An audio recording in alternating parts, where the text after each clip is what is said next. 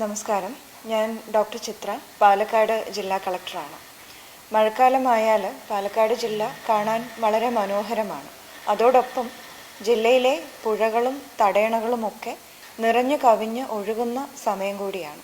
നിരവധി ജീവനുകളാണ് നമുക്ക് ഓരോ മഴക്കാലത്തും നഷ്ടപ്പെടുന്നത്. അപ്പോൾ ഈ സമയത്ത് പരിചയമുള്ളതാണെങ്കിൽ കൂടി പുഴകളിലും തടയണകളിലും മീൻ പിടിക്കുന്നതിനായിട്ടോ അല്ലെങ്കിൽ മറ്റു ആവശ്യങ്ങൾക്കായിട്ടോ ഇറങ്ങുന്നത് അപകടകരമാണ്.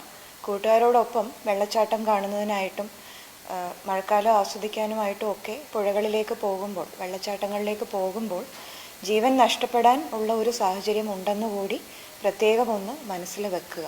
പ്രത്യേകിച്ച് കുട്ടികളുടെ കാര്യത്തിൽ രക്ഷിതാക്കൾ പ്രത്യേകം ഒരു ശ്രദ്ധ വെക്കേണ്ടതുണ്ട്.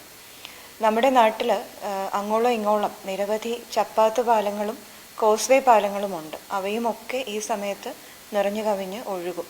അതോടൊപ്പം ചിലയിടങ്ങളിൽ പാലം പണി നടക്കുന്നതുകൊണ്ട് നിർമ്മിക്കപ്പെട്ട താൽക്കാലിക പാലങ്ങളും നിറഞ്ഞു കവിഞ്ഞ് ഒഴുകുന്നുണ്ട്.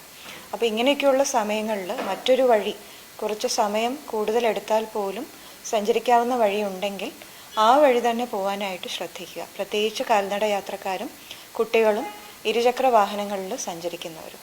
ഈ പച്ചപ്പും മനോഹാരിതയും ഒക്കെ മഴക്കാലമൊക്കെ ആസ്വദിക്കേണ്ടതാണ്. പക്ഷെ അതോടൊപ്പം നമ്മുടെ സമയവും വിലപ്പെട്ടതാണ്.